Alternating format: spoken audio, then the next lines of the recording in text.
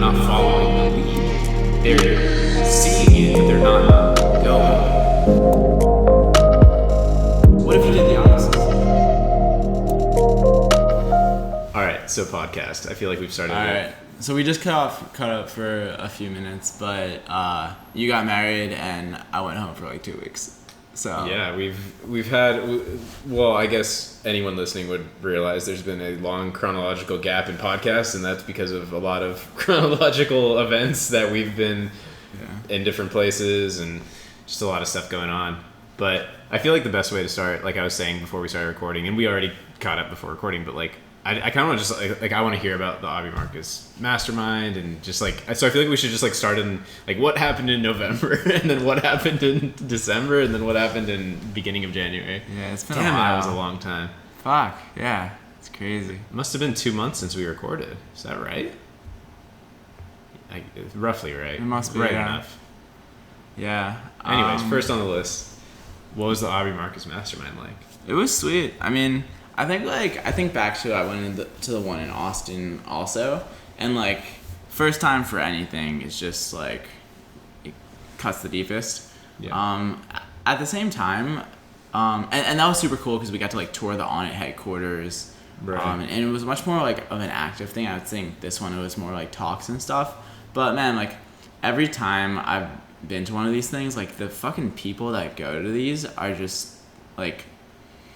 So like I don't know, it's crazy. It's like such a niche of people. Like everyone is like so open and so like out there. In a good way, right? Like I'm out there, you're out there, like we're all out there. But like very open to stuff, very like smart, and it's just like instant magnetism between everyone that's there.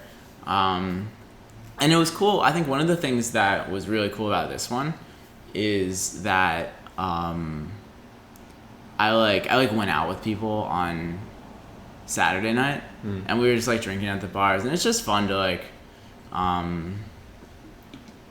just to like get drunk with them. Yeah, I can imagine it being one of the most interesting groups of people. So would you say like you would say the people interaction, like how much does that outweigh the actual talks and events? Is it like Is that 90% of the fun and the benefit? Yeah, at this one for sure. I mean, just like meeting the people. Like I don't know. I definitely. It was cool. I remember I told you how I read Aubrey that poem last time. So I show up and he's like, "Oh hey man, thanks for coming." And I was like, "Yeah." I was honestly like. I had just been like kind of in a slump that week, so I was like a little bit down. But he was like, "Hey," and I was like, "Oh sweet, like he remembered me." He remembered you immediately. Yeah. That's cool. And then at a certain point, we were on the beach, like doing like a little Q&A with smaller groups, like rotating. And I asked him, I was like, "Hey, like I'm not really sure, like I don't know, like I've done a few like things that I wanted to, and like I'm at this point where like I don't really necessarily have like another goal, like another like real like why right now." Yeah. And he said like. His answer was like, yeah, like, I don't think your why really changes over time. Like, it's still there. But then he was like, you read me a great poem. Like, you read me a beautiful poem. Like,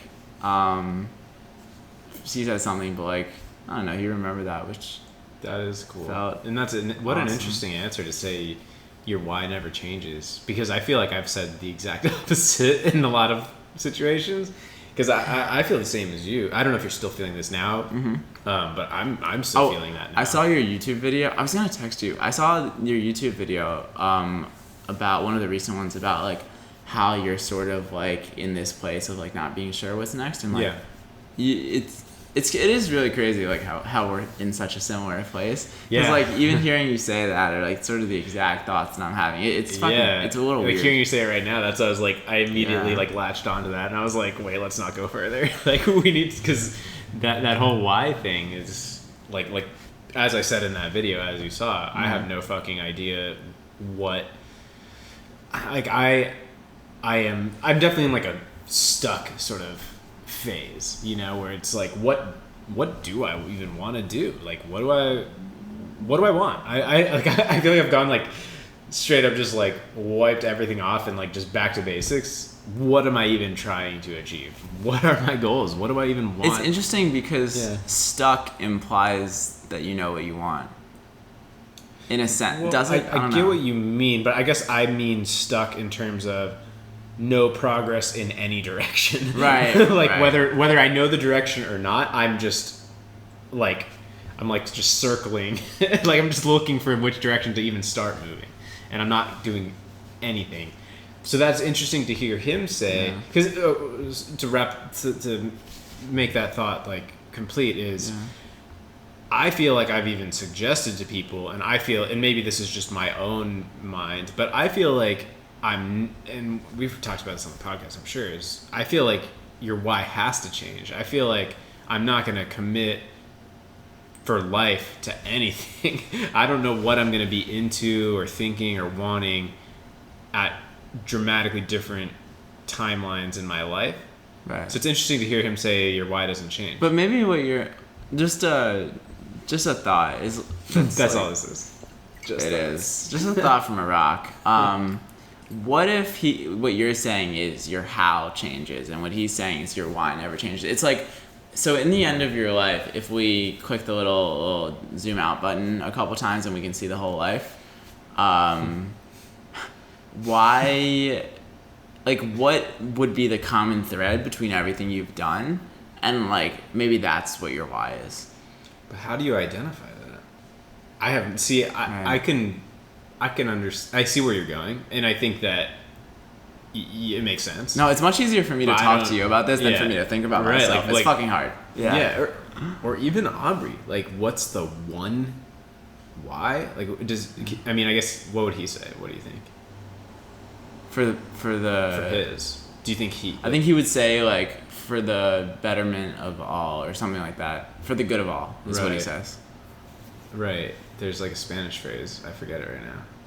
That he always uses. Para mí todos, or something like that. Oh, yeah. Para el bien a todos. For the good of all.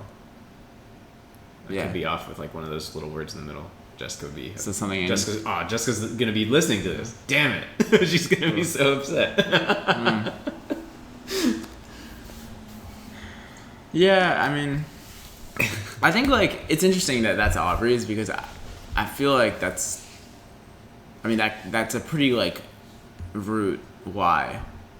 Like, root? Root. Oh, root. It's like root. It's so rude of him. It's so rude of him to assume that everyone wants his help. We're fine, okay? By root, do you mean it's very... Do you mean it's very broad? Like it's... No, I think it's like, it's very relatable to everyone. It's like, that's kind of what we're all like, sort of trying to do for the betterment of all. Like, that's what, do you think that's kind of what people see being a good person is? Just like adding in for the betterment of all? But I get... And for the good of all? I agree. And I think most, quote, wise would be categorized under for the good of all. Yeah. Though... What's tricky about that is I feel like most people, maybe myself, maybe this is the mistake, is feel that the why needs to be much more specific than that. Like, imagine some business guru who like who's the guy, like, I haven't even read this guy's book, so I could be like, this could be completely like, not even the right thing to like assign to him, but like Simon Sinek, like Start With Why, the guy who's like, he's kind of like, he's one of the figureheads of why, right? Mm-hmm. So like, would he, I think I forgot where I was going with that, but it was like, wow, I literally lost my train of thought. I think I was going to say is like, would he say that why, he would say that if you... Okay, I got it. It came back to me. Sorry for anyone listening. That was really stupid. If you went to him and you said... And he's like, okay, I am the why guy. What is your why? And you just said, for the good of all, or to make things better. He'd be like, get the fuck out of here. That doesn't mean anything. Like, that's like no. Like, you need to... Like, who are you going to serve? What are you going to help them with? How are you going to do it? Like, I feel like just saying for... Like, to be good... Well, actually, those follow-up questions And I guess, yeah, like, we haven't read the book, so we don't really know. Right, I'm just using him as a caricature of the why guy. Those follow-up questions were all how. Who are you going to help? How are you going to do it? Like, who are you going to serve? Like, I see what you mean, but I think that there's still a more specific why than just to be good. It's like, well, I want to, like, I think when people think of, like, the why thing, they think of a more specific issue than good. They think, I want to, help bring water to villages in Africa, or I want to end, like, malaria, or whatever, like, specific things, like, more specific goals than just I want to do good. Because saying I want to do good, but that leaves me stuck. I've also heard Aubrey say, like, I want to change human consciousness. So that is a little more specific. Sure, and I'm not picking on his. I just mean I'm picking on my own. I'm picking on my own because, like, sure, I could say I think I do want to do good and I want to do something meaningful, but then just, like, narrowing it down, because if you have this makes sense. If you have such a broad why, then you can't figure out the how. Right. So you need to make your why a little more specific if you're ever going to figure out how to put that into actionable steps. You can't just be like, well, I want to do good, and what does that look like? Because you don't have an actionable path to whatever that even is. I feel like, for me, like, I've never really made such a huge decision at once. It was always just, like, a bunch of, like, small decisions. And whenever I have made a huge decision, I was sort of just, like, inspired to do so, and it felt like fun to even do it. Like, I guess it's not, like, in my mind, it's not really about, like, trying to, like, figure out, like, what the big golden egg of your life is gonna be. Mm-hmm. Because, like, if you just, like, keep, like, I don't know, like, there are things that interest us. Like, if you lose your interest in everything, like, that's probably an issue, but I feel like we do have things that we're interested in. Maybe, I mean, for me, it's definitely, like, in a different kind of way than it used to, especially, like, when you're in a rut, it's harder to kind of see that. But I feel like the more you, like, pursue things that interest you, right? And, like, it's tricky because, like, you have to make money too, but, like, if you are making money, like, if you're pursuing things that are like, of genuine interest to you, then, like, you get closer and, like, you know where to go next almost. Yeah, but then, like, I mean, are you actively on a path right now, or are you still kind of... I don't know, like, I feel like I'm trying, like, I'm taking a stand-up comedy class with my friend. That's, and, like, cool. That's really cool. Thank you. And it's honestly not about, like, I don't think about it during the day, like, oh, what if I end up, like, being a comedian, right? Like, I have no plans to be a comedian right now, but if anyone's listening and wants to, I'm kidding. That got a laugh out of me. Yeah, all right, we're at 2 laughs for only 1 comment so far. That's great. Yeah, I mean, it's just, like, exploring a bit. Like, I don't know, like, I took those improv classes in the past before, and, like, for a few months I was taking drum lessons, and I stopped them just for a mix of, like, money, and, like, I moved farther away from the guy I was taking lessons from. But, I mean, I don't know, I could do more too. Like, I've tried to, like, you've said a bunch, like, Sam, you should be writing more. And, like, I've thought about, like, doing that, and, like, I'm just not sure. And, like, I do write every day, like, whether it's creatively or more just, like, journaling or something. Like, I do write. I'm still not exactly sure, like, what I want to write about. Like, I've been doing this, you know what it is, but, like, for anyone listening, like, this Instagram account called The Wisdom Tooth, that posts, like, different quotes and stuff, and I'll put my little thing and, like, my little, like, caption on it. And recently, like, I still like doing that, and, like, I love just, like, sharing this stuff, but I don't know if I want to do something as direct as, like, straight on, like, here's wisdom. Just because, like, I think I want to do something that's a little bit more, like, maybe, like, more, like, fun flavors. I know what you mean. It's interesting. It's like too heavy for me. It's interesting how, well, first of all, I still think it's great. I think it's awesome. So I would be kind of bummed if you stopped. Yeah. But I'm not gonna stop. it's something I've thought about, because like I haven't read much fiction in the last few years. But then, and I think it's easy to be like, oh, I'm into business and all I can read is, self-improvement and like, I can't, you know what I mean? And, but then, and in that character, you're like, what are these people doing just reading fiction? They're just wasting their time and all that. But to tie in what you're saying about like kind of like less direct wisdom is I think a lot of the fiction might be better at teaching you things because it immerses you in a story and there can still be real things in fiction. I think it's kind of the same thing as what you're talking about, right? Like, I don't know if you're talking about like writing fiction, but it's just like, rather than just saying like, here's the lesson, like kind of through story, you're learning the lesson. Exactly. It's like, it's much more like human. Yeah. And it's interesting because even the nonfiction books are actually just a collection of a bunch of small stories.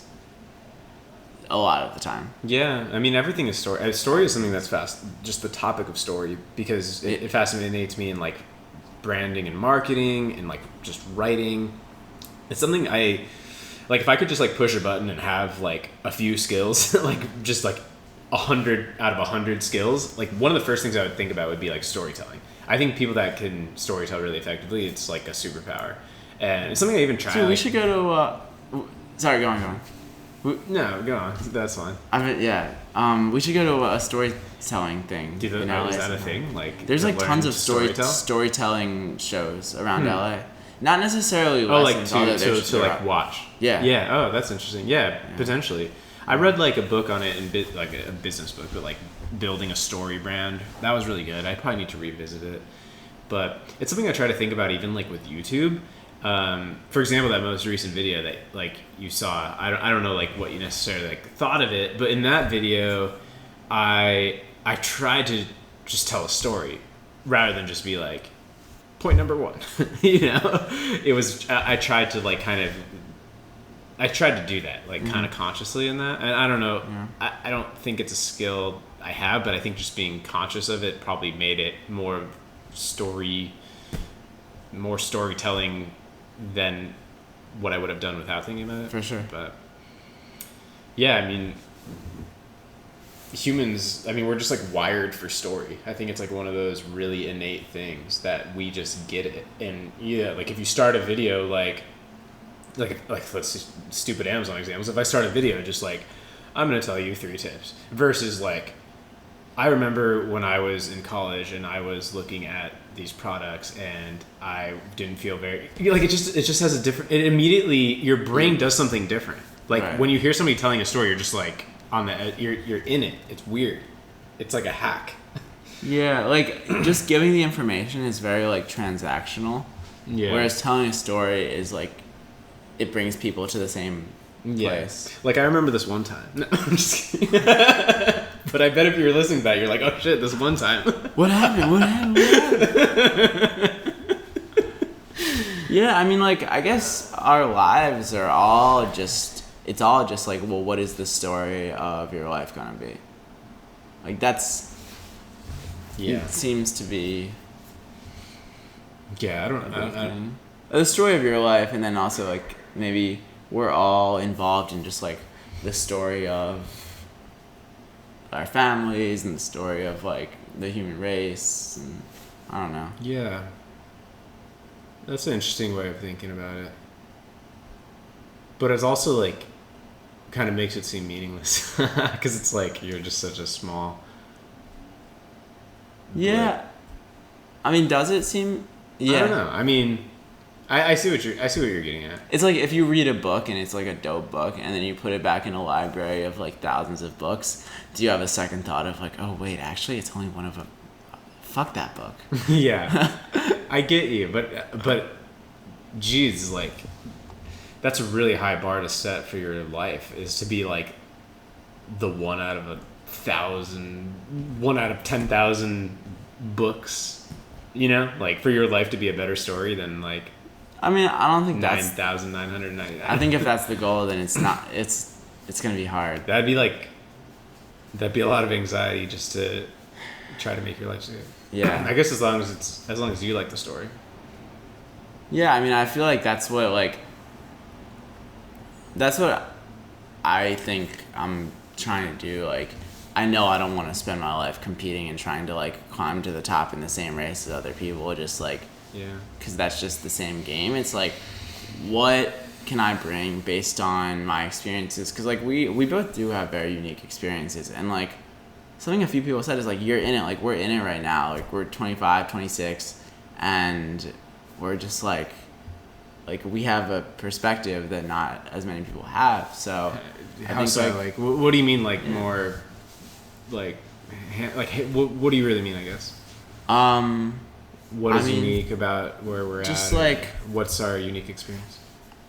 Like, we're achieving like some level of like financial and time success so far, to a point where like we have some of these experiences that we were like going after, and you know, conceivably we could like be sort of the next wave of something, right? Mm-hmm. Like, we have potential power, yeah, that we're working with, and like we're just like we're potentially next for something.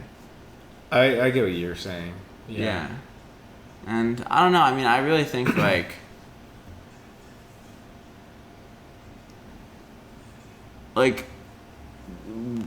I'm not going to become successful worried if I'm successful. Like, it's, I don't know. Yeah. I don't know how much you agree or relate, but like for me it's just like, well, what am I even shooting for? Like, maybe I just want to, like, something I posted a Facebook post, I think you saw it, because like I've been into watches like forever, mm-hmm. and in the last like month or two I kind of like really got the bug again. Like, I'd kind of like not cared that much for a couple of years. I kind of always go into cycles with it. And like, I used to like buy and sell them, and it was so much fun. Like, almost every day I was like getting like another one in the mail, and I get to like check it out and like take pictures and list it and describe it and all that stuff. And I think back then, like, I was in this, what this post said was like, this was around the same time I was like starting Amazon, which was like a big opportunity, as I was like reselling watches and having a lot of fun doing that. And I was like, well, you know, do I just chase this opportunity, or do I build like a beautiful website where I have like this hand curated like inventory of watches, and I just like, you know, sell a few watches a week and make $100,000 a year potentially, and like, you know, maybe I almost made a YouTube channel back then about watches, like where I would like kind of show off the pieces I was getting, and then they'd be for sale. And there's people doing that now, which is really unique, that like just how YouTube and social media has evolved anyways, because like now there's Instagram accounts and YouTube channels like doing exactly that. But just this conflict of like, that would have been something like fun, whereas instead it's like chase this random opportunity. And now it's like, maybe I should just go back and like sell watches. I mean, you're pretty much at a point where you have like sustainable income coming in, right? I mean, the problem with where I'm at is that I don't have anything I would consider to be actual passive income from like, you know, long-term investments. And I think that's where I hope to really get, because to me that's the only way you can get real that's real financial freedom, right? Let's say that you or I or somebody listening is making, whether it's $5,000 a month, $10,000 a month, $20,000 a month, $50,000 a month online. That's great, but the only way to feel truly financially free is to be making that much money from passive investments, in my opinion. And I'm like not there. No, I mean, yeah, like, but I'm making money. Like, I mean, yeah, I have stuff going on every month, but it's like, it fluctuates. It's not from investments and things like that. No. Yeah, it's like different levels of freedom for sure. Like, I guess like to maintain everything you're doing now, how many hours a week do you think it would take? Well, I can tell you it takes basically zero because that's basically what I've been doing. Same. Wow, we sound like such dicks. I mean, I don't even mean that No, I'm not saying you sound like a dick. I'm just saying like it's crazy. It like, sounds like a dick, but it's more that I've just been such a dick and I can't get myself to do anything. Like I don't want to be like, yeah, I don't work at all. I haven't been able to really motivate myself to like get back on it because it's kind of like this sounds almost like depressed or something, but it's just like I just kind of feel like what's the point? Like what am I trying to do? Like what the fuck? Are we the same person? Like I literally like no like I mean yeah no like I've definitely been like a bit depressed. It's been helpful. Like I have this, like I said, I met a new friend that lives near me, but like I don't know, like not having like like not like having like really great like homies to hang out with all the time, and just like not having like a job where I go in and like see people and like it can get lonely. I mean, I definitely was depressed for like I wouldn't say it was like major depression, but for like at least a month, if not two, like if not mildly, for like even more, like it I definitely have experienced that. And like I don't know, I know that's not exactly what you were saying. No, but like I definitely experienced it too, for sure. And but on like the sort of like financial work level, like it also sounds terrifying to me to have to like go into a job and stuff like that. I definitely don't want that, though. I think that there's probably like some level of happiness you get from like the social environment of it, and some people probably really do need that. I definitely don't want that. I just think I don't really like what I'm doing lately, and also that my goal or my why isn't strong enough to drive me to actually work on it. Instead, I'm just like, fuck it, it's just fine. Because it's like, you know, like honestly, like think of all this high stress stuff I've put on my plate. Whereas the reality of it is to maintain my current lifestyle, which is pretty fucking incredible compared to like most the world, you know, how much money do I need to make per month to keep this up? Like, not insane amounts of money. You know what I mean? Like, yeah, I have to make, I don't know, probably $8,000 a month just for like lifestyle. Mm-hmm. But that's like I think, like, imagine if, like, to me, and maybe this is different for you or for people or for anybody. Is that $8,000 pre or post tax? I would say pre, even, because I mean at that tax bracket, that's like not the highest tax bracket if you're at $8,000, so you're probably left with like $6,000. I mean, yeah, it's basically that would cover, like, I mean, it wouldn't be lavish, but it would be like I can continue, like I can, like, you know, keep the cars we have, the place we have, like, you know, but just thinking about like the level of stresses I put myself to get from that to double that, 4 times that, 5, you know, whatever it is, like, I don't know, man. Like a lot of people that try and become successful rich, like super fucking rich, are like very insecure, right? And it's this is something I've been thinking about like, lately, so I'm glad you brought it up because I want to dive into this. Really, like, I mean, it's you need some sort of chip on your shoulder or something to be striving for that, right? And from what I've seen, like, I think like a lot of people that strive for it, it's like you always like want to have that nicer car and like post the thing to Instagram and have people see you, and like we all have this. Like when I post to Instagram, I like check my likes and shit. I'm like, super guilty of this because I mean I think that's why I feel so weird in this like new sort of psychology. This whole conversation we're even having now or putting this out there is because I feel like a year ago I would have been like, no, like, you know, your mindset's too small and you can do anything and you can do this and you can, and I still think that's true, but now I'm just like, but why? I'm just like, you know, why? Okay, why? I can do everything. You know, like, yes, you, like, do I think I have the capability of building a company that could be worth 10 million or 50 million or 100 million?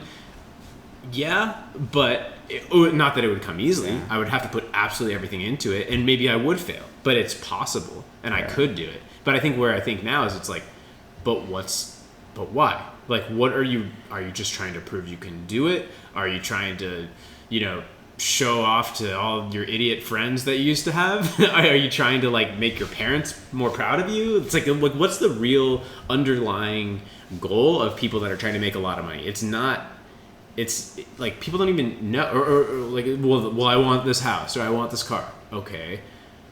Do you actually like want it so you have more space to run around in it, or do you just want to be the person who has the bigger house so you can are they after have the that house or the status that the house right, will bring? The status, and that sounds so like basic, right? Like everyone knows like, oh yeah, chasing status. It sounds so basic, but like there's something there. I mean, there's something status does. It is it's a, real, a factor in happiness. Yeah, no doubt.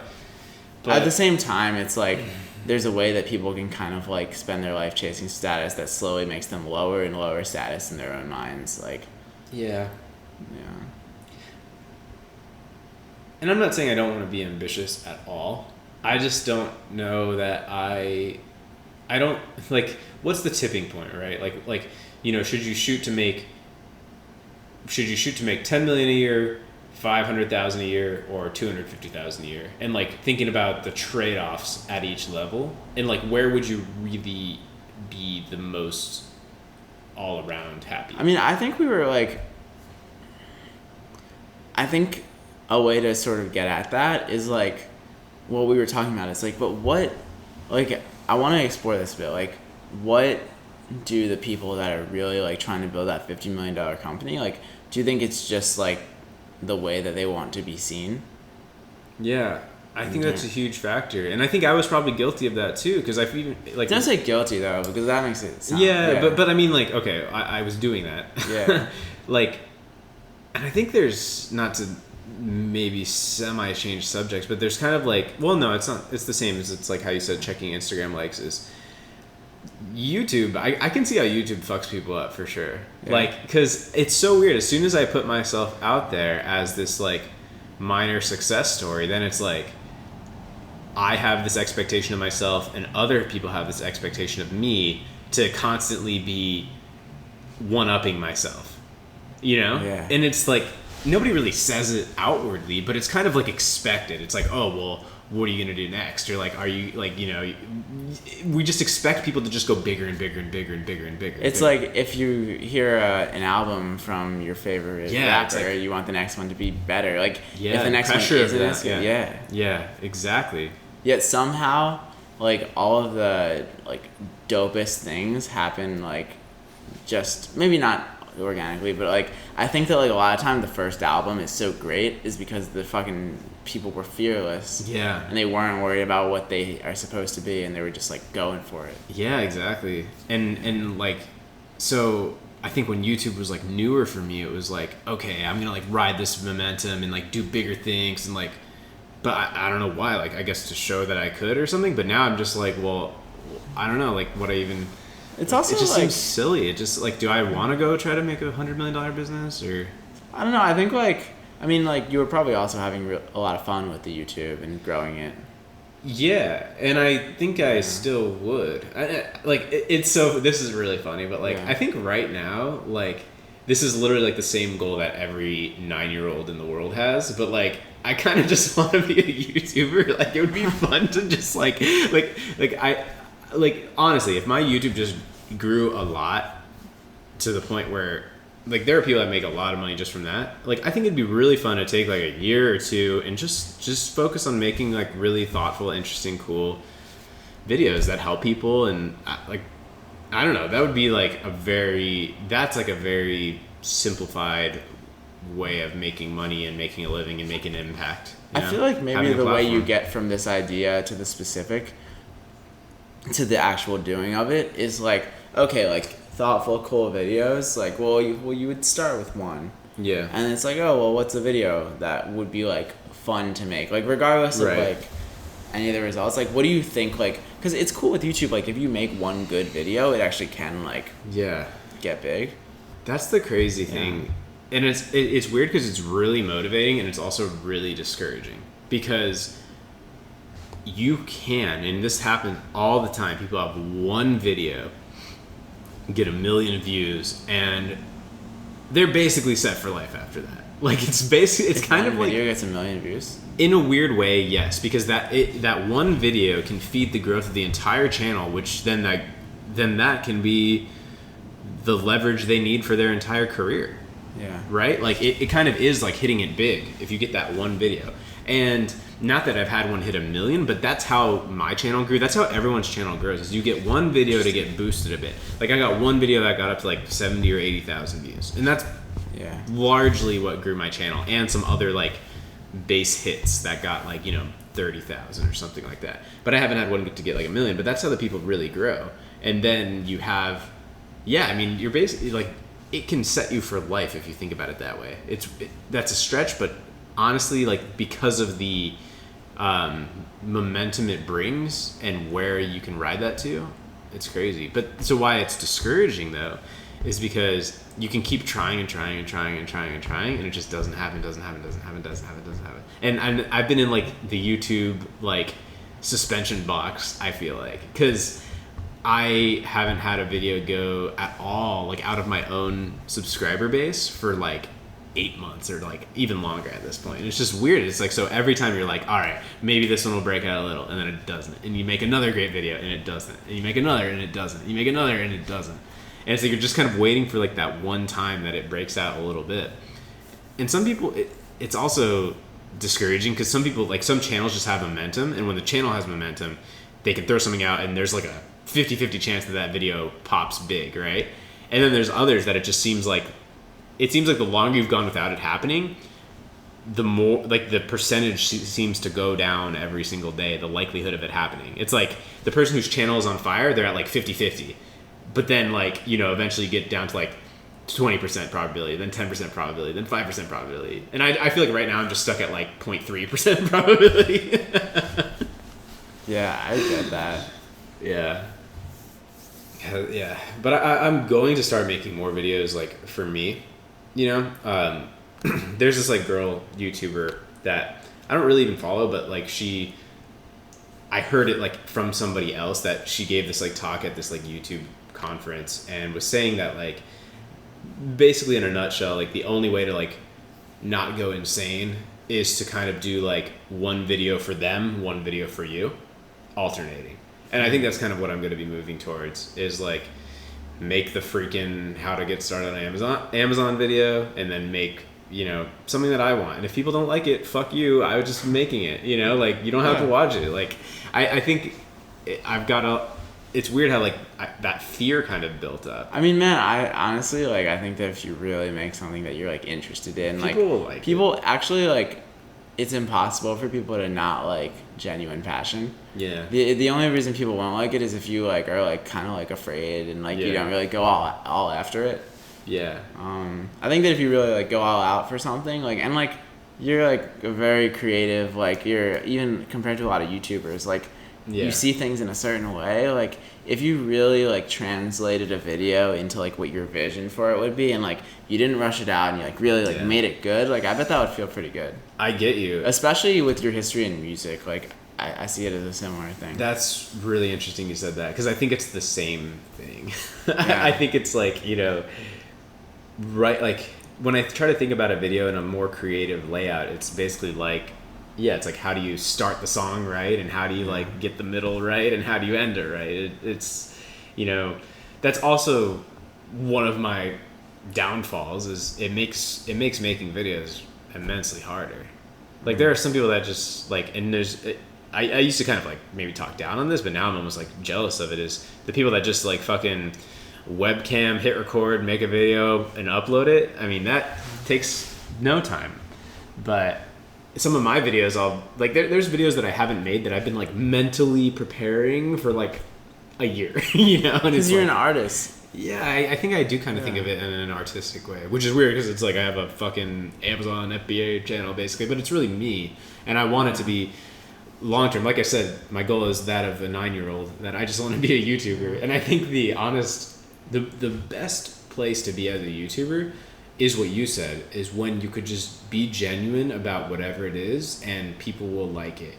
And I think that's like I love PewDiePie, the #1 YouTuber. Mm-hmm. And he can do anything and people love it. Like, he has cracked that code. Like, he really deserves to be number one. It's crazy. Like, you would be, I don't know if you've ever watched any of his, but just to kind of like study it, I think you'd find it fascinating just how he's like won over so many people. Like, not only is he the biggest, but his ratio, for example, of, I mean, again, it's like vain stuff, but it is a good measure. His ratio of like views to likes is insane.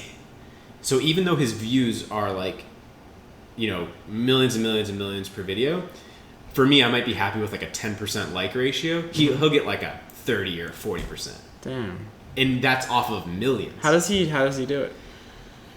How does he have that? I mean, I think he is genuine. He makes fun of himself. You know, he's not like better than you. He's funny. He's actually funny. You know, he's just good at it, but he's somehow done it in a way that he can make anything and people like it. That's what's weird. It's like, he literally started out making fucking streaming himself playing video games. You know, he was one of those people, and now he does like, most of his videos are about like memes and stuff. Yeah. He does like meme reviews. It's fucking hilarious. But then occasionally he'll just do like something else completely random, and people still love it. That's what's so amazing. It's like, I think I've had the fear even at my level of like, oh, well, if I make a video about this, like, people are gonna be like, what the fuck, Matt? Like, I just want, like, I didn't come here for this, you know. But he's pulled that off so like, he could make a video about like this blanket and just like people would love it. Yeah, I mean, he would sell like 8,000 blankets. I think in the end, like, if you're putting out something that you like really think is good, that you don't have any real doubts about, then the criticism, you know, it'll sting, but like, not as much, because even there's also a type of criticism that like you can tell that like someone was like really affected by it, that even like it's kind of a compliment. Like, if someone really takes some time to write a few sentences, yeah, I'm not even scared of the criticism, really. Like, I mean, when I've had negative comments, I like barely care. It's more just that I don't want to like neglect the audience and not give them what they want, and then that would be downward momentum for my channel, and then all of that. It's like, if somebody says I look funny, I'm like, whatever, you know. But it's more just like thinking about the momentum and like, is this gonna throw things off and stuff like that. But I'm gonna do it because I don't know, man. It's almost like, it feels like at this point, like, you might, like, I don't know, yeah. Like, I'm gonna do it in the next month. Is like, I'm gonna do a couple of videos about watches, because like, and some of my audience knows that I like them, and I think I can, like you said, kind of relate it in and explain why in a way that people will like it. And if you're worried, you could always just create another channel. I could, and some people suggested that, and I've thought about it, but it's just, that just seems like so much work. Like, YouTube is more work than I thought. I mean, it like, you know, I might spend 10 minutes filming, but it's a lot of mental time. And starting another channel is just like, I don't think that's the move. I think the ultimate goal would be, like that's why I'm so impressed by PewDiePie, is because PewDiePie can make a video about anything and people love it. And I think that's like, obviously that's setting your aspirations really high, but having a piece of that would be incredible. Who's this guy that you like on YouTube? Craig something? Yeah, Craig Adams. Yeah, I mean, he can do it. Even just like the fact that that's what your taste is, right? And that this is like your like aspirational figure on YouTube. Like, I'm sure that you could make like videos in the same category, right, as that. You'd make these like really artistic. Like, I mean, maybe this says something more about me, but like it could be cool. I don't know. Like, I feel like if you really like went full in, like even like double down on the artistic side of it, like maybe it would really be unique, and like you'd attract like the people that want to watch that kind of stuff. Like, it's a possibility. Like, I guess I agree. Yeah. An interesting thing that I think about, that I read, I fucking mention Mark Manson every single podcast, but it's fine. I'm still reading that, by the way. Okay. The subtle art. Yeah. Nice.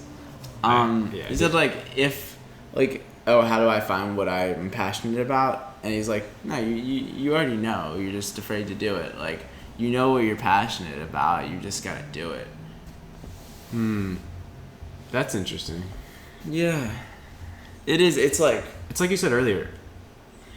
I think we both have a lot of interests, but even then, it's like to make that my why. To start to tie that back in, it's like let's use the watch example. I've been freaking obsessed lately. I've spent way more time looking up rare watches than I have working by like 10x, right? Yeah. And that's just because I'm drawn to them. We don't have to go into that, but the point is that I'm very drawn to them. But then, like, so some people would be like, well, just do that. Like, just follow your passion. Like, just, go in on the watches thing. But then, like, there's definitely another part of me it's like, that's stupid. Like, that doesn't help the world. Like, they're just watches. Like, that's not who I want to necessarily be. And it's like, I just have weird mental conflicts around, like, everything. Do you get what I mean? It's like, I feel like that kind of sums it up, though. You're also making it, like, one time, I was like, I saw a therapist for a bit in LA, still do sometimes, and one time I was like, there was this like cute girl like in a coffee shop, and like I thought about going and saying something to her, but then like I didn't, and like this and that. I actually kind of forget the story, but basically he was like, oh my god, like you're making this such a big thing in your mind, like what the fuck. Like you all like just say hi, like you like. And the idea is like just like thinking of something like down the line, like, oh, should I make this watch video? But watch person isn't the person that I want to be. Right, like I get what you mean. Maybe just like make a watch video. You're right, and I am going to. But if I committed to starting a watch channel right now, then I'm like kind of going, I'm stepping further down that. Yeah. Like, or if I was like, if I started selling watches again, if I like set up a store, now I'm like kind of committing to that as like this is a thing that I'm doing. It's just about like, I think it's about like what's the amount of work that you need to put in to get that first like feedback loop going to see if you can get it going.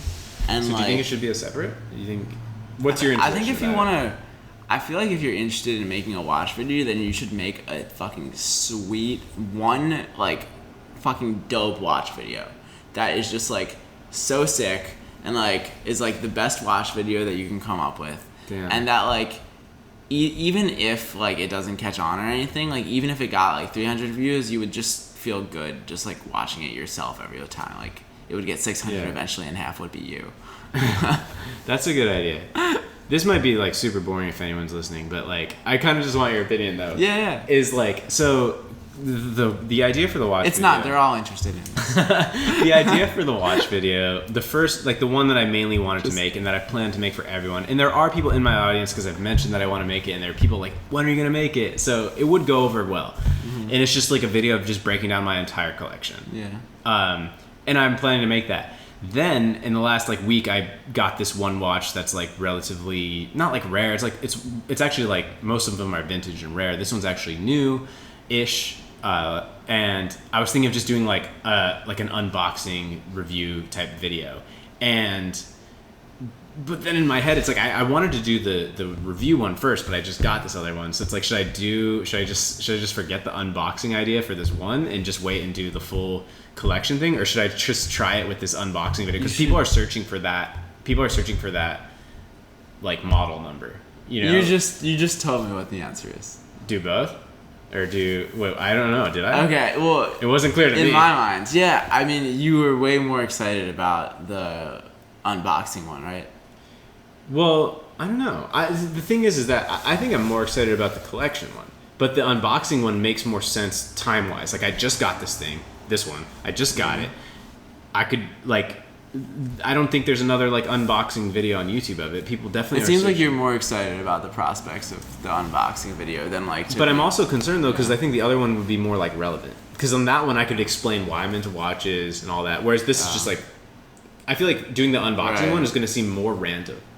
Doing my collection is going to seem more like, oh, there's Matt talking about something he's passionate about. Whereas like just like random unboxing video might come out a little weird for the audience. Maybe you could like. Do the collection video. It seems like either one you'd probably enjoy making. Yeah. Well, the collection one's for sure. It's just since I just got this one, I was thinking of doing the collection one or the unboxing one like now. I don't know. You could also just do it and wait to release it. I could, yeah. Then it'd be weirdly like because then it would show up in the other video. I don't know, whatever. I might just do it and be like, just so I can fucking break this and like be like, it doesn't have to be perfect, you know? Yeah, like it makes more sense to do the collection video one, but fuck it, maybe I should just do this other one. I feel like it's all about just like get some momentum, just like do something. Like yeah, I should just do it. Like if people don't watch a random unboxing video, like that's fine. I find that like when I want to do something, it's like just like putting all of my focus onto one thing for like a certain amount of time, and like your focus isn't going to be on it forever, but just like to make it like the top priority by far, and then just like that's the only way to like generate some momentum. Yeah, it's like this thing, and just like know exactly like what the goal is, and like what accomplishing it looks like, which is like pretty easy. It's like uploading to YouTube. Yeah. So yeah. I've been saying it forever, but I'm really gonna start doing videos that I want to do, like whether that's about sort of the biohacking stuff for sure would be a big pillar, health stuff. And I think like at this age we do have like a little bit more expectations than we had a couple years ago, and I think that can work against us in a lot of ways. So I feel like there's different challenges at every step of the way, and I feel like anything that we can do to just keep the whole thing lighter, like that's what I want to stay. Like I feel like what's the difference between like people as they age, and I think that a lot of people just like get jaded by like these expectations that don't get met over time. And it's like I would much rather be somebody that's just like laughing and like being a goofball for my whole life compared to like I don't know. And like I feel like the only way that you're like permitted to keep that by like I don't know, like the universe is just by like staying light on your feet. Yeah, that's great. I definitely need to take that advice. I think it connects with what I was even saying about like once you're like the business guy, then you feel like you need to like one up yourself and just kind of just being like, fuck it, I'm gonna do what I want. Yeah, and I mean like, dude, like biohacking and health hacking like is crazy, but like another part of it, an easy hack is like fun hacking, like that has so many biological benefits. Yeah, it's like no doubt. It's like actual. That's why I love that you're doing the stand-up thing, because like I don't know, like I watch a lot of like Joe Rogan like podcasts and clips, and he's obviously a comedian. It's one of the 8,000 things he does, and like he has a lot of comedians on, and it's just like that is so cool. Like, yeah, man. I mean, like I don't know, like I guess it's just like you gotta like shake up the box a little bit and like see what falls around, and like I don't know, like do some stuff that interests you but scares you. Yeah. Like I don't know, like you're never just gonna we're not gonna get to anything on the couch. Like it definitely helps to talk it out, but like it's like I feel like it comes from just doing, and like it's crazy how well spoken I can be about something when like I really like I don't know, like I have been trying some stuff recently, like the stand-up class, and like you're great at doing stuff. I would say like even just when we were talking like the other night, like or last night, or I was just like you're like doing stuff, and I'm just like sitting around like I don't know. It's weird. Yes and no, yeah. It's like I don't know.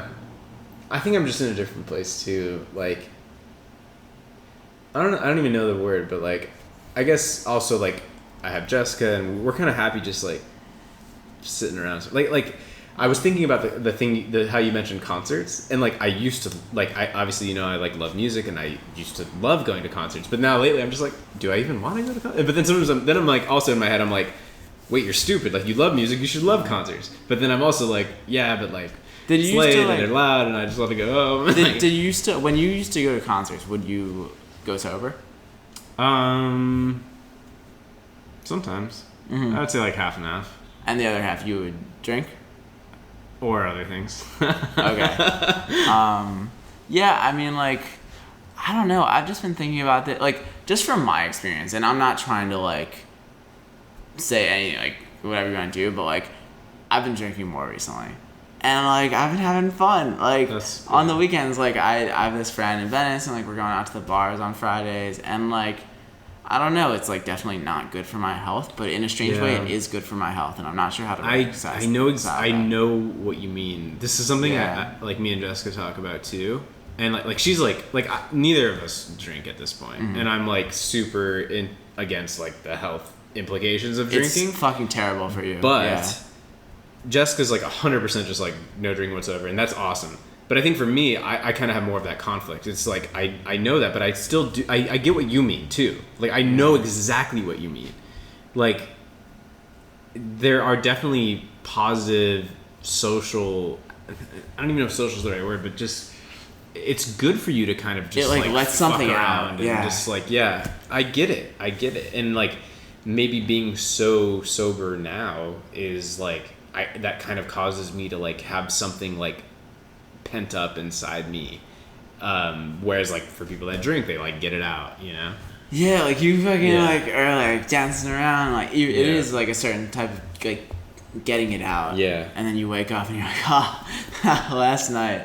But like it's fun. There's like loud music and. I do think I'm pretty like over drinking though, but I don't know. But but at the same time, I completely get it, and I'm kind of like nostalgic for that. Yeah. But I don't know if maybe it's not drinking, but like I don't know, maybe something to like.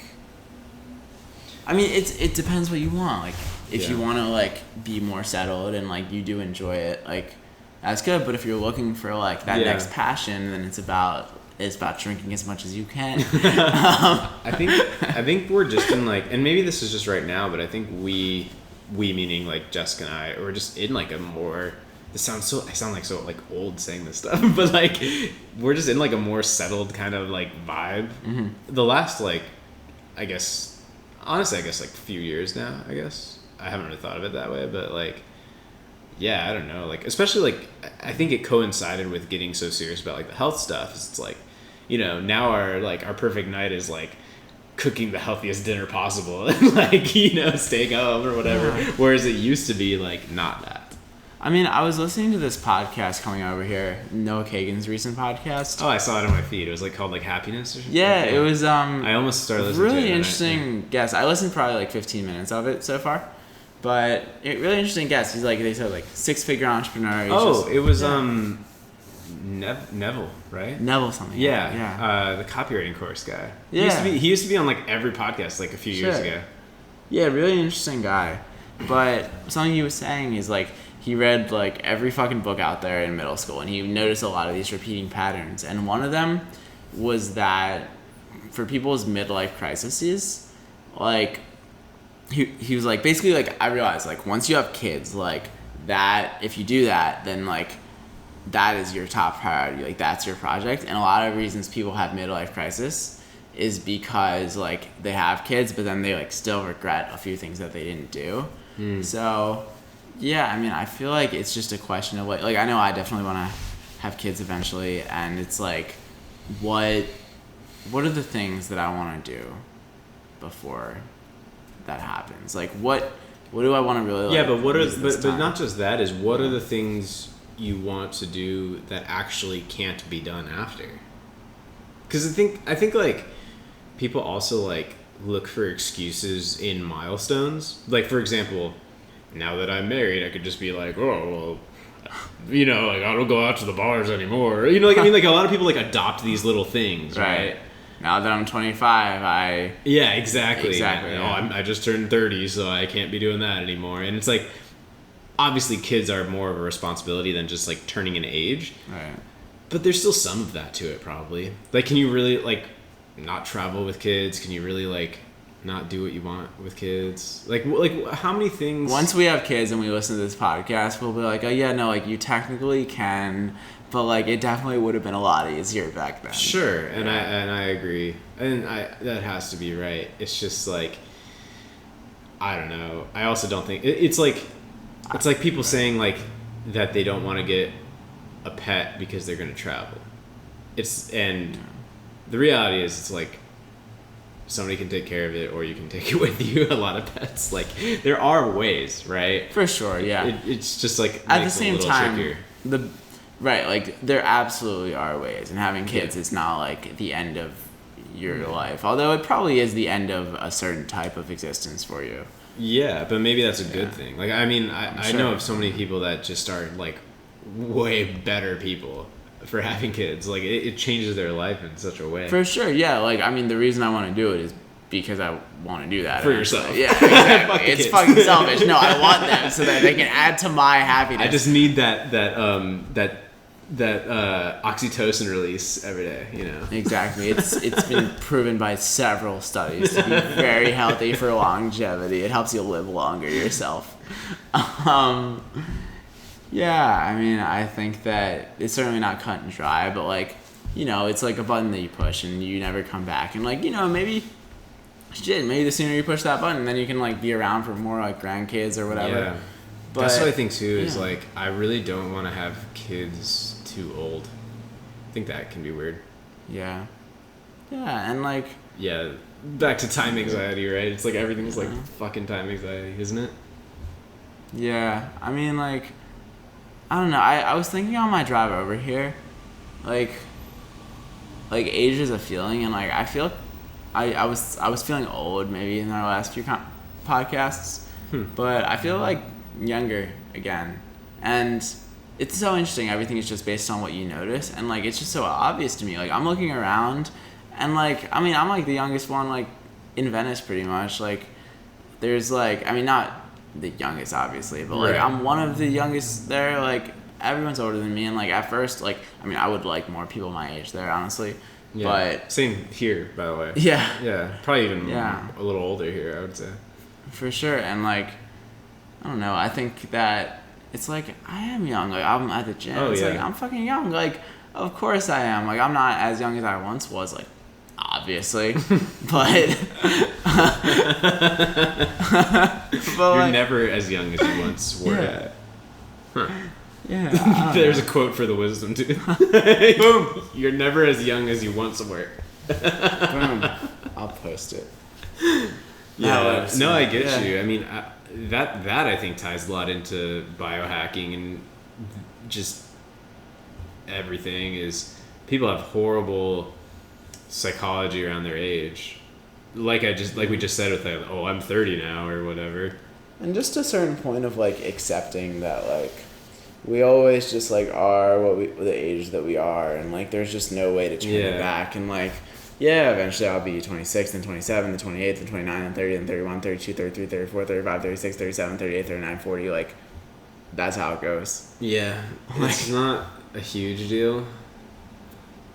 And like back to how like feeling your age. I know people that are Even after 40, it's like 41, 40, not so, yeah. like, I mean, my parents aren't listening to this podcast, but like, for example, like my uncle compared to like my parents, my uncle, roughly the same age, maybe a few years younger or whatever, but he's like he's like us in terms of like mental age, kind of like.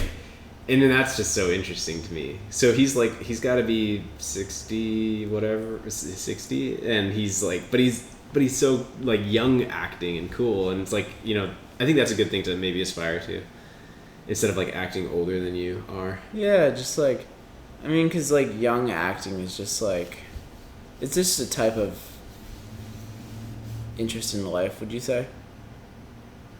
Like acting young is just like to be interested in life.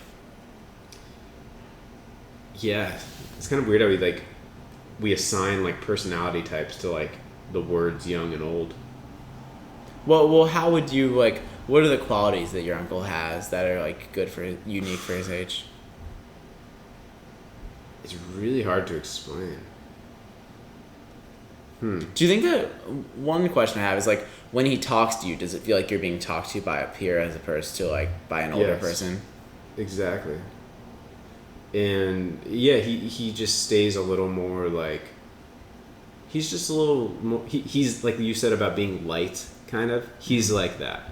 And he's funny, and he's like, you know, he's just interested, he stays on top of stuff.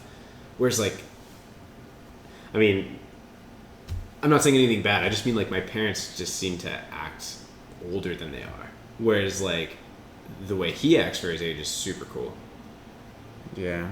It's just different. It's very different. Like he still like pursues a lot of his own interests, and he just like he does a lot of things that he's into. Whereas a lot of people that get older, they just kind of like, well, I'm too old to do that anymore. Yeah. I mean, like, yeah, it's like it's such a balance of like reaching for what's like just outside of our range and like accepting what we are. I feel like, yeah, I don't know. I just want to like be happy and like have friends that I like spending time with and like be able to make enough money to like do things that I like and like if I want to do more, then I want to make more money for that. But like, I don't know, realistically, I think like if you like, I feel like if I'm doing all the other things, like having a friend group, dude, like I work so much harder when I have friends that I am like inspired by, because like it's fun to like To work harder, you said? yeah, like when I have friends that I enjoy spending time with, then it's like I have a tribe and like it's just like it provides some sort of meaning for your life if you're like putting in work, and then there's like some sort of family or tribe to like, I don't even know, to just like, it just like fills me with energy. Yeah, I know what you mean. It's kind of like if like one day a week you like get together with friends and have dinner, it's like then you show all the accomplishments of the past weeks and the updates, and that dinner kind of like recharges all of some other like battery that you have. Yeah. Yeah. Shift gears of topics maybe. What's new? Any? There's an update with the half sister thing. Did I ever Oh tell you yeah. that? So where we reached left out? off was, I can't remember. I think this was on the podcast actually, or at least you just told me. But it was that you had a phone call scheduled with her that night, and we were eating at True Food. Oh yeah, we talked about it on the podcast, and we went and ate at True Food, and then you had a call scheduled with her that night. Yeah. So. And then we never spoke again. It went well. What happened? Yeah, we talked, and I'm not gonna say like too many details just 'cause, Right. like it's a person or whatever. But like We'll stop recording. No, I'm just kidding. but like, yeah, I mean, it's I don't know, like very similar situation to mine is that she was in. Oh, I don't know if I told you this, but she has a twin.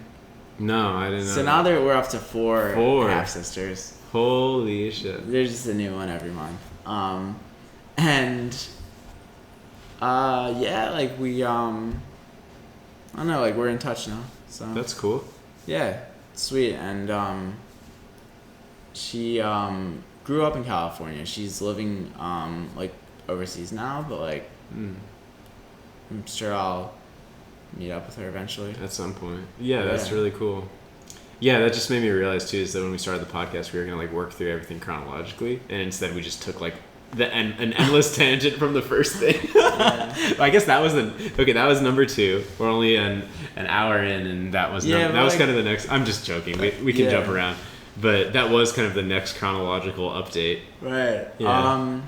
How do you do you get married or anything? Yeah. Did we talk about that already? No, we didn't. I guess. Yeah, I got married. That's cool. Not a huge deal. I mean, like we are not making it a huge. I mean, I'm talking to them. Hello them. Like not making it huge. We've been together for a long time and just figured we'd do it low key, mega low key, just like courthouse edition. So, but that's cool. I guess like if you want to talk about like does anything feel different, and if so, like what feels different? Yeah, I think I would say I expected to feel 0% different, and in reality it feels like 3.5% different. It's just like, I mean, I guess literally it just feels a little more like official, I guess, because it is. So it's just it gives me like a slight heightened sense of like responsibility, I guess, like just feeling like, oh, I have to like yeah, I guess responsibility is the right word. Like I am more responsible for this other person, sort of like legally, and all of these things that go along with like whatever that really means, I guess. So that made it feel slightly different. Just feels like, for example, like her going to change her name and stuff. It's just like, whoa, like that's weird. Yeah. The one that I think we'll never get used to is like, we never want to call each other like husband and wife. It just sounds so weird. Yeah. It really does sound weird. What like, do you say? I just try to avoid that situation right now. I've said it like once. Same with her. Like we just both feel so. That's the thing that sounds like old or weird, you know. It really does. Yeah. Like so, yeah. It's like, oh, who's this? My wife. It just makes it like, seem... what am I, fucking 68 right now? Yeah, it just feels so weird. Like, and it's weird too because I don't know. Like, in some ways we kind of maybe I don't know. Like, it seems kind of weird to just say like girlfriend forever. It's like, dude, we're like older. Like, how long are we gonna say girlfriend? But it's weird. It's weird. It's definitely. I feel less weird saying something like, oh, this is my girlfriend, than like, oh, this is my wife. Just sounds weird. Like, oh, what? Yeah. It makes people feel weird too. I think it's just like more. It's like it like weighs more. It just makes it seem like, oh, look at this mature person with their wife, right? It's funny because people might have that thought, but it's probably like the smallest thought imaginable. Yeah, but it's there. I think it's like subconsciously affecting people. It's just like probably a bit of a surprise to people. Yeah. Like if you imagine you met me for the first time and I had said like, this is my wife instead of this is my girlfriend. I feel like you would maybe have thought, like even subconsciously, it would be 1% different the way it's you like, oh, like maybe. Yeah, I don't know. It's maybe. a little. There's something. Yeah. For sure. Yeah. Like if I meet somebody and it's like, oh, their girlfriend versus their wife, it's like you definitely, it has this more like serious, weird. This is Jessica. Yeah, that's what I say in most cases, to be honest. And then yeah, they're like, oh, is that your sister? No, I'm just kidding. This is my girlfriend. Actually, it's not my girlfriend. What? Yeah, it's just it's weird. It's really weird. And then there's just like everyone's gonna be like there's like anniversaries and like all this stuff. And I don't know, we're weird. What do you think about birthdays? What do I think about birthdays? Birthdays are alright. Fair enough. I feel like, okay, here's an interesting thought. This is just like getting into all this like family related stuff, but like just a few days ago was my parents' anniversary, and my brother like texted me like just being like, I don't know if you remembered, like it's their anniversary if you want to say something. And then I was just like, I guess I will, because otherwise they'll probably be thinking they'll be upset I didn't or something. But then I remember when it was my brother's anniversary, like I didn't say happy anniversary. I feel like happy anniversary should be within couples. Yeah, right. Like I think it's weird for me to say happy anniversary to my brother. I didn't marry him, you know. Like why am I saying happy anniversary to my parents? Like I don't know. I think that's super weird. Do most people do? Do you know if most people do that? I have no idea. Ask like your mom. She probably has a better idea than like I just feel like in my world I have no idea, but like in my mom's world you do for sure. They like you for sure say, but I think that's just weird. Like it's not your business, kind of, right? I don't know. That's just my. No, I get what you're saying. Birthdays are lighter. Yeah, birthdays are lighter. It's like, hey, happy anniversary of being born. Yeah, it's like no. Everybody was born. Yeah. You know what I think is really funny though? Yeah. And I was take it one step further and make it like a joke. Is like the people that like make their birthday into like a month. You know those people? Oh, or like I've seen a week, but I haven't seen month. I don't know. Okay, like maybe I'm stretching. Maybe already. This is LA though. Maybe I'm stretching already a little bit, but I feel like just some people are like, literally like it's my birthday month. Like, and then I would always make this joke like, yeah, my birthday's this year.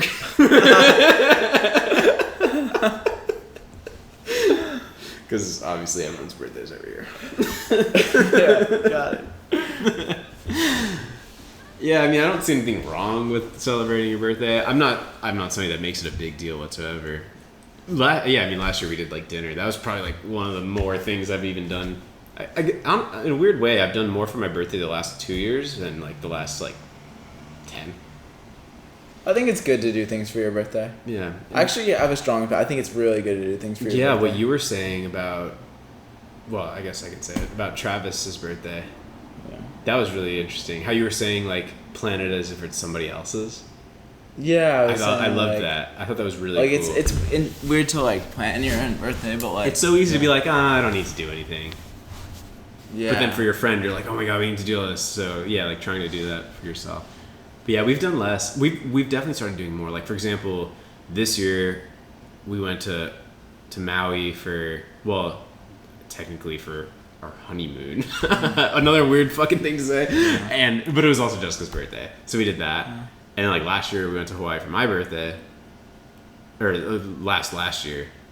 But like prior to that, I feel like we barely did anything for our birthday. I mean, sometimes it's nice just to have a reason to do things, even if it's like, it's so much more everything memorable. Is kind of arbitrary. But yeah, like it like is I don't know what I did for my 24th birthday. I have no idea what I did for 22, 3, 4. But then for 25, we were in Hawaii, and I remember that trip like forever, kind of. You know, like yeah. So I think it's good to do stuff like that. But fuck anniversaries though. Fuck anniversaries. That could be the title. Can we put fuck in a title? Yeah. Probably. We get banned from iTunes. Oh no. Our listenership is gonna go down. Yeah, we're random, but I'll just change topics since there's a lull in the conversation. I've made 2 recent purchases that are and I don't like a lot of things now. You know, like I've been like minimalizing way more than I've been purchasing things. Mm-hmm. But these 2 purchases are like weirdly similar in a way, and it's like a space that I'm just intrigued by right now. And one is the Aura ring. Yeah. So the rings that Jessica and I got, like they're electronic. You know, like they've got all these sensors and shit. And they're for like sleep tracking, so that you can optimize your sleep. Before I go deeper into that, though, I'll say what else is related. Is the other thing that's related is that thing back there, which, if you're listening, it's an Awair, AWAIR, which is an air quality sensor that has multiple sensors for different particles in the air.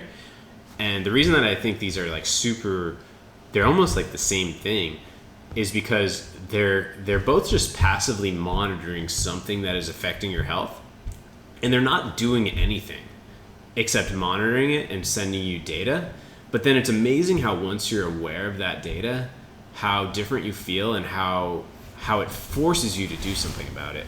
Like you would never, like it's impossible to ignore these inputs. It's so interesting. Like for example, if you notice that you slept really good last night and like what you did that day, and the night before you didn't sleep good and what you did that day, it's like almost impossible to not be like, oh well, then now I have to do this. It's like it turns it into a game.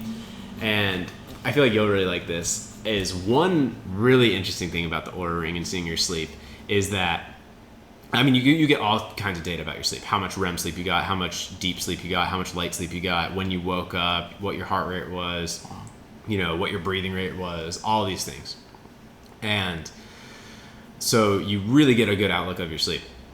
And what's interesting is how, like, when you wake up in the morning, normally you're like, how did I sleep? I think I slept good, like, or I didn't sleep good, or like, you know, you kind of just have this like objective thing. But then to like see the data, it changes how you feel. It's weird because there have been days that I woke up and I was like, like I don't know how well I slept, and then I check all of my stats, and it's like, you slept great, and I'm like, all right, I guess I feel pretty good. It's really funny, but like it really does. Like if you wake up feeling a little weird, but then it tells you slept for 8 hours and 50 minutes and you got all your stages of sleep, then fuck you. You feel good. Like Don't be a little bitch, you know? Yeah.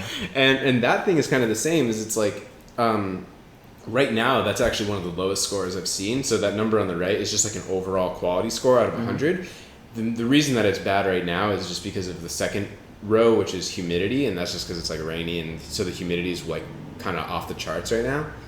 So it considers that. Is humidity bad?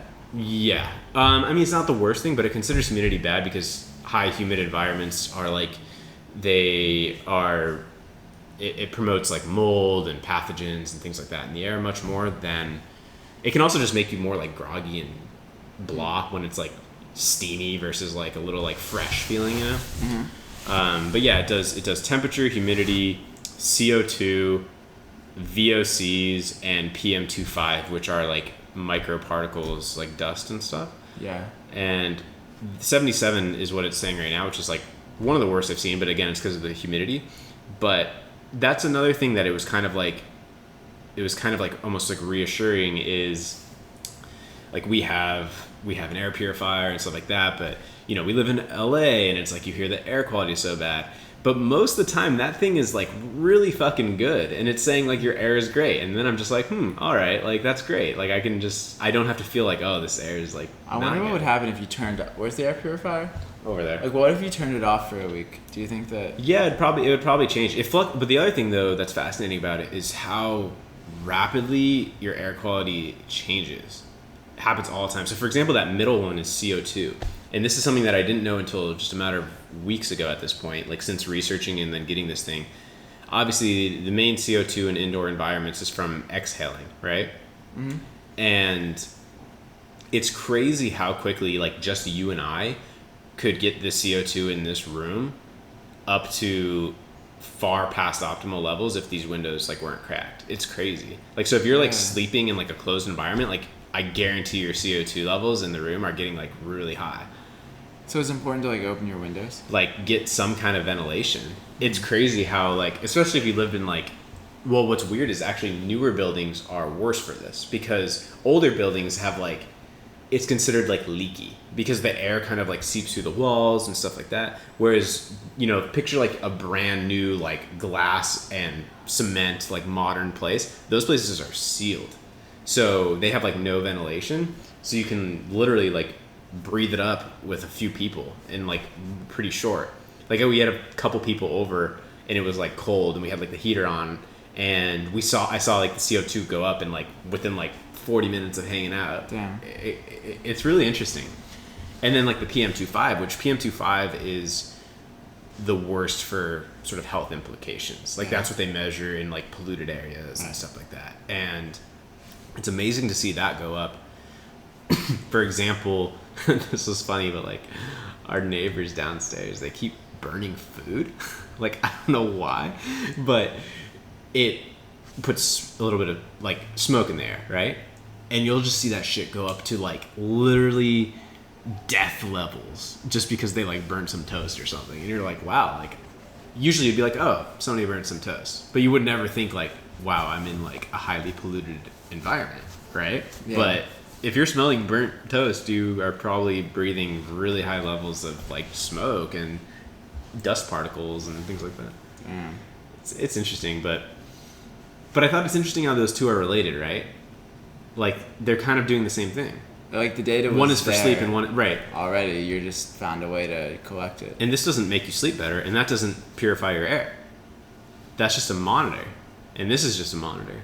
But it makes you do something about it. Like I've been way more conscious of like for example, like right now I have this cracked a little bit, which usually I'd either have it open or closed.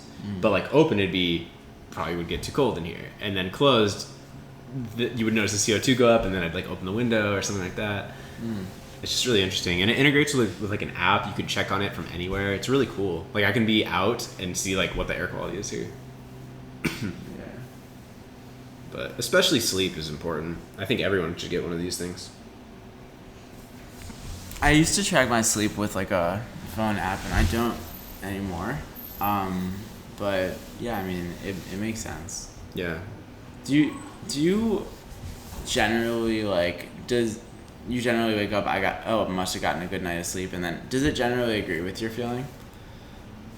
It generally agrees, and I think so I already do a lot to like optimize my sleep and to allow myself to sleep. If I was working a job where I had to get up at 5 a.m., like I have no idea what I'd be seeing.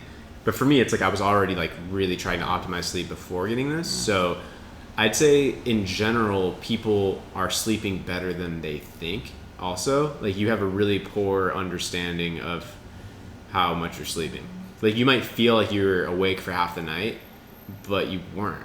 It's just like you're really bad at monitoring it yourself. So, you know, to the people that think they don't sleep at all, you know, they just like, you know, some people say like they literally don't sleep at all. Like pretty sure you sleep a lot more than you think. And so it's usually like, it's kind of, that's why it kind of has that like reassuring factor of like, you know, if you think you slept for 4 hours and then you see that you actually slept for 6.5, you might be like, oh, it's not that bad. Like, I'm not killing myself as much. I noticed something about my sleep. So I got the blackout curtains a couple months ago, and I was using them, and I recently started opening like one of them, like so that basically when it gets light out, it gets light in the room. Mm-hmm. And I've been sleeping actually much better with it opened. I don't know why that is, but I'm guessing that it's like when I'm deep sleeping, it's dark anyway because it's night, and then as it starts to be morning, as my sleep gets a little bit lighter, as the REM cycles start, I think they get longer. I'm not sure as you go towards morning. I don't know. I feel like when I wake up, I have like more like it's like, all right, let's start the day.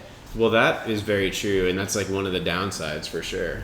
But it's like such a weird trade-off because if you have any, like, it's so important to get it as dark as possible. But to me, I think it's a worthy trade-off in most cases to have the blackouts. But if you're sleeping early enough, then there's nothing better than waking and it gets dark enough without them. Then there's I mean, it's very natural to wake up to a sunrise. It's the most natural. Yeah. Rather than waking up at 10 a.m. and it's pitch black. That's weird. So, I mean, key thing is going to sleep earlier. It's just like, even for me now, that's still like the aspect of sleep that I suck the most at is just fucking go to sleep earlier. That fixes so many sleep problems. Because there's so many like rhythms biologically that are not just factored in terms of 8 hours. It's literally in terms of like the time, right? Like how long has the sun been down? When does the sun come up? Like your body's going through different rhythms. So it's like, you know, sleeping from 12 to 8 is not the same as sleeping from 10 to 6. Interesting. Yeah. Because your body is, would you say 10 to 6 is better? Right. The closer you are to like the middle of the night being the middle of the night, basically. Interesting. Because then you're just more on rhythm with the whole thing. Yeah, I mean, you'll wake up more naturally with sunrise, and you'll actually get better sleep that way. So interesting. Yeah, there's still aspects I'm trying to optimize. Like I would say, I mean, I get pretty good like ratings on the thing, but it could be, I mean, I want to get like 100. Yeah. And same with this. Like, I mean, right now that's like shitty, but that's because of the humidity. But a lot of times I've been seeing that at like 92, and I'm like, I want to get it to 100. One day, and then just breathe all the air and sleep every night. Yeah. Should we play Twitter? Bring it back? Oh god.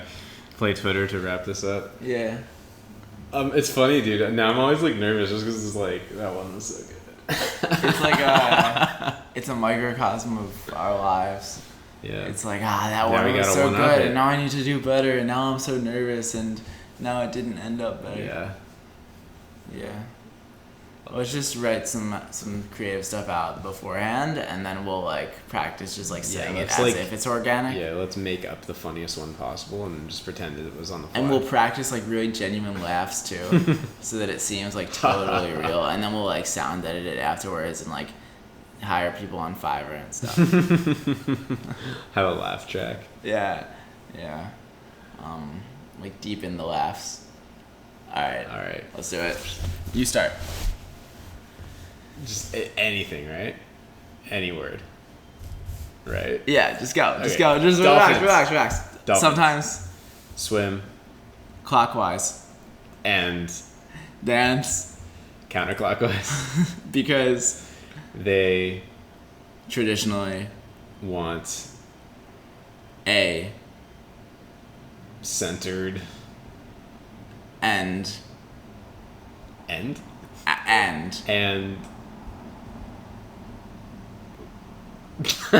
stuck. Go. And a way and a balanced lifestyle. # Centered. Pretty good. That was weird. I got really thrown off at, what was that word? It was like, I don't know, I already forgot, but there was part in the middle where. It's just, yeah. Should we do one more? I feel like we need one more. Alright. You start.